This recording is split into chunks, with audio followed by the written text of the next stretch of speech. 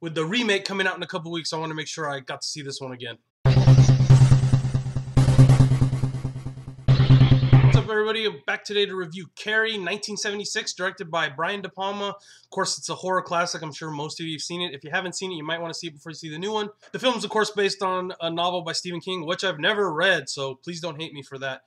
But if you've never heard the story, Carrie is basically a coming-of-age story about this girl who's raised by her religious fundamentalist mom. She's abused at school, bullied, whatever you want to call it, abused at home by her mother.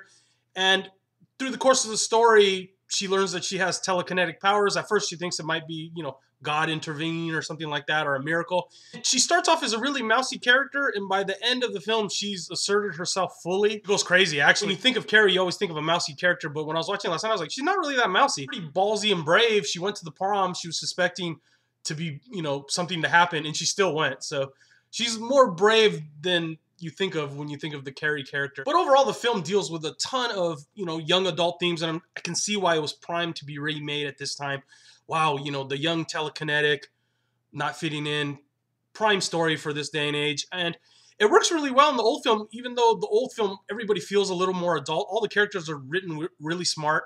There's a couple of little side characters that are dumb, namely, John Travolta and stuff like that. But overall, the characters, I was surprised when I was watching. I was like, everybody seems intelligent. Even the teachers, they weren't just like your stereotypical teachers. They're actually trying to do something to help out. Probably the best character in the film, besides Sissy Spacek and, of course, the crazy mom, was a William Katz character. He plays Tommy, the boy who asked her to the prom. And the whole movie, you can't tell if he, is taking her as a joke, which he kind of is, but you buy it really that he's starting to actually kind of like her and, get into her and kind of enjoys, taking her out of her shell. I thought his performance was excellent. Probably the best thing about this movie is the classic scene where they're at the prom, and of course, it's not a spoiler. I don't think you've probably seen it on the cover with her, gets the blood dumped on her, and she just freaks out with all her telekinetic powers. But the cool thing about the Brian De Palma one is the way it's shot. It's awesome. The cinematography, the colors they use, all the flashing lights. They use the split screen a few times.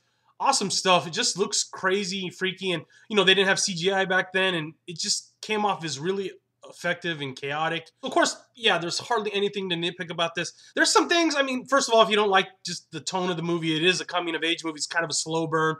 The end, of course, is the payoff. You got to wait till the end. And of course, till then, it keeps your interest totally. I'm not complaining about the time or the pacing or anything, but I can see some people possibly having a problem with that. And then, of course, there's John Travolta's character. Not the best acting job by John Travolta. And then there's one little nitpicky scene where the guy's asking to be in control of the ballots for the prom.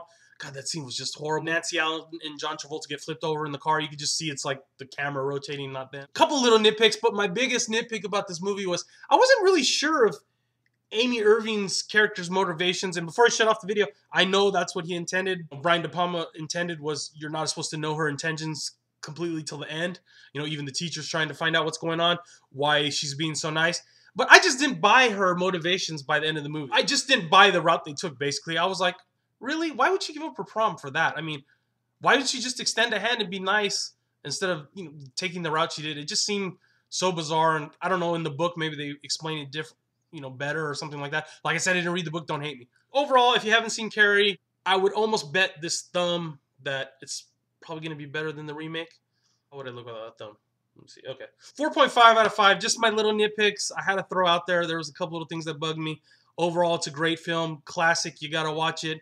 And actually, it's a young adult movie, but it's a real young adult movie. They don't sugarcoat it and make it for like 12-year-olds. So that's probably the best compliment I can give it. It's well acted, well directed. Yeah, and down below, tell me what your favorite Brian De Palma movie is, because I definitely want to get around to reviewing a couple more of his for the channel. All right, guys. See you soon. Bye.